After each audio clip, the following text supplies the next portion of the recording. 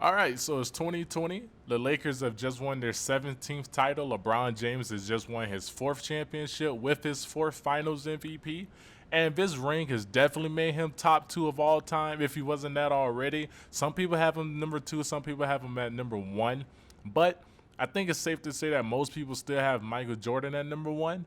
And I'm going to let you know why that is in a second. But before we get into the video, if you end up liking the video, go ahead and leave a like on the video. I will be posting more videos like this in the near future.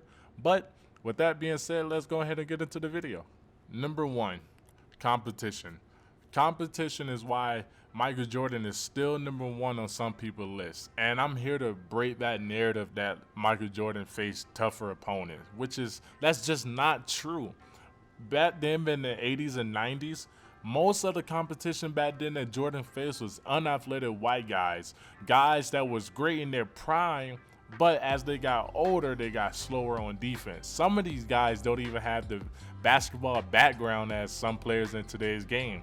Example, we all heard this. Mark Eaton was a mechanic. Some people may not know that John Starks was a grocery bagger before he went into the NBA. These just little things like that. I know there's only two people, but the other guys was unathletic white guys. If you go to any game by Michael Jordan, most of the time you're going to see an unathletic white guy. And the reason Michael Jordan was so dominant because he was one of the first players with his speed, with his athleticism. It was something new to watch back then instead of someone like Larry Bird or that's why Magic Johnson was so influential because it was something new. Michael Jordan had speed, he had a mid-range shot, he could dribble with both hands occasionally. Most guys back then couldn't, which is why Michael Jordan led the league in steals because most guys couldn't dribble with both hands. So it's pretty predictable when you know the guy is only gonna dribble with one hand. It's not like he's gonna cross to the other hand. But that's a story for another day. When we look at the better half of Michael Jordan competition, like Magic Johnson and Larry Bird and Isaiah Thomas and the Pistons, you have to realize something. When he finally beat those guys was already old and on their way out. Some was dealing with injuries and on their way out. So those guys, when they was younger, they was eating Michael Jordan up. They was eating him up, plain and simple. But you know, you slow down, you get older, you get slower. Michael Jordan is eventually going to beat those guys. When you look at his other final competition like Portland, he literally went against Clyde Drexler and that's it. If you bring up Kevin Duckworth, I will laugh. If you bring up Utah and how Jeff Hornacek was on Michael Jordan, I'm afraid of what LeBron would do to Jeff Hornacek. I honestly think if Jeff Hornacek was on LeBron, I think LeBron would probably put up 120 points a quarter. But if we move on to who LeBron faced in the finals, you got the Spurs. Man, come on. That's an all-time great team. You got Tim Duncan, Manu Ginobili, Tony Parker. You got Hall of Famers. Later on, they added Kawhi Leonard. That's great competition. Then you got the 2011 Mavs, and I know people always going LeBron case for this series. I mean, I understand why, because he did play abysmal. But what most people don't seem to remember is that, man, those 2011 Mavs was on a mission. Dirk was destined to get that ring.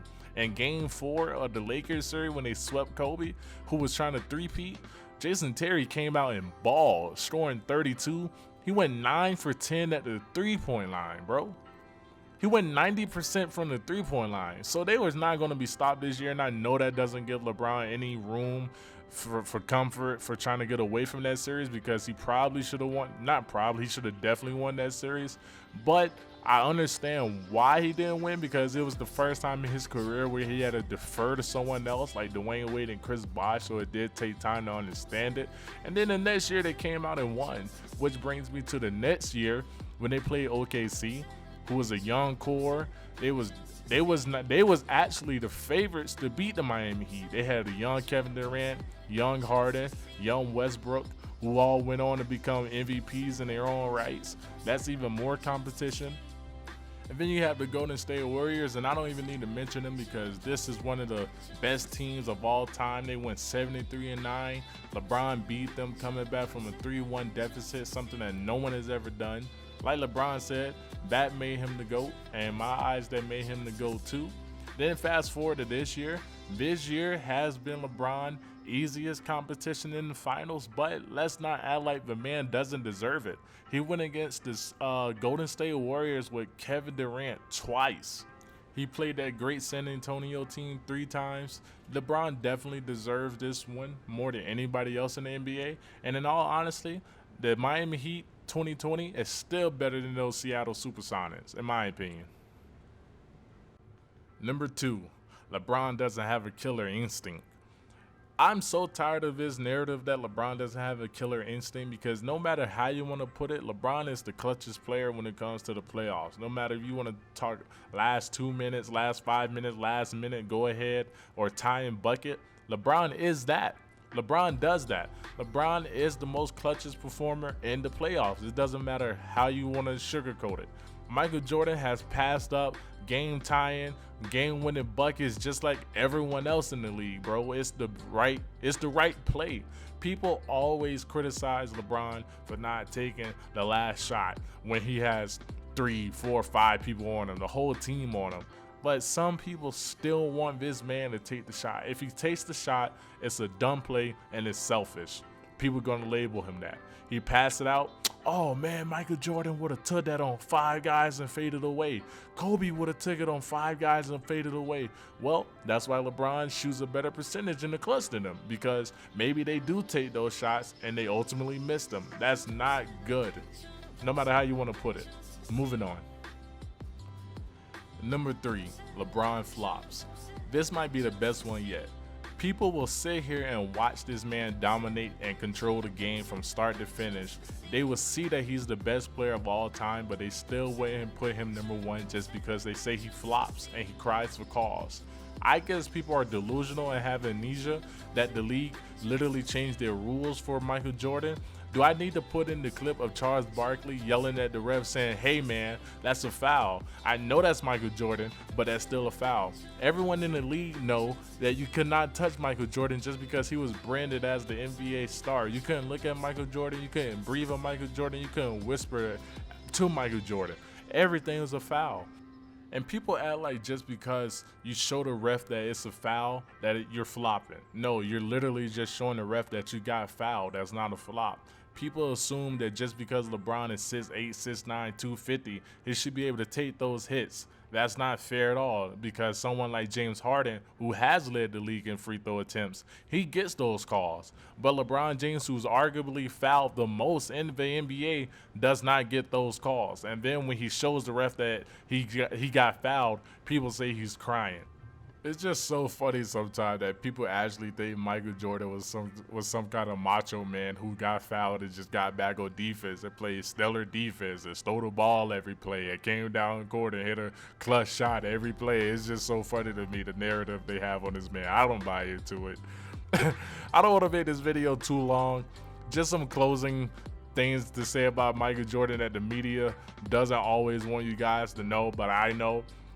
Before Michael Jordan acquired Pippen and Dennis Rodman, this man was not making it out the first round, and people always think just because it's hard to explain. It's like almost as if making it to the playoffs and losing the first round is better than losing in the finals, because they love bringing up LeBron finals record and Michael Jordan finals record, but they don't want to talk about overall winning percentage and things like that. It's always funny to me because Michael Jordan was getting swept in the first round not once, not twice, not 3 times. This man multiple times got swept in the first round, and he's never, bro, this man team was never even over 50%. The man never even had a winning record until he got these guys, bro. That's why I don't even understand why we even call this man the GOAT, because he lost early? Because he lost early? I guess that's better than, I guess going to the finals is bad and losing early is good. In that case, you might as well not even make it to the playoffs if you're not going to win it all. There's no point, because they just going to talk about you in a bad way. Jimmy Butler is 0-1. You know why they're not going to care? Because LeBron won. They're not going to care that LeBron beat Jimmy Butler and that Jimmy Butler is 0-1 in the finals. No one's going to say, oh, that finals loss really hurt Jimmy Butler's legacy. No. If it was LeBron, on the other hand, who lost, man, this would have killed LeBron. LeBron would have never been better than Jordan. I'm sorry for this video being all over the place. I had some notes, but then I started thinking about it, and then I just started rambling on my thoughts. Hopefully you guys did like the video. Like I said earlier, if you like the video, actually leave a like on the video. I know people is not gonna like the video. Some people are gonna highly disagree with me, but we can argue about it in the comments. I definitely got time, and I can definitely prove you wrong. It don't matter to me. But if you're new to the channel, you like the channel, you like what you heard, you like what you see, go ahead and leave a subscription for your boy. I will be posting more videos like this soon. But anyway, thank you, and I'm out.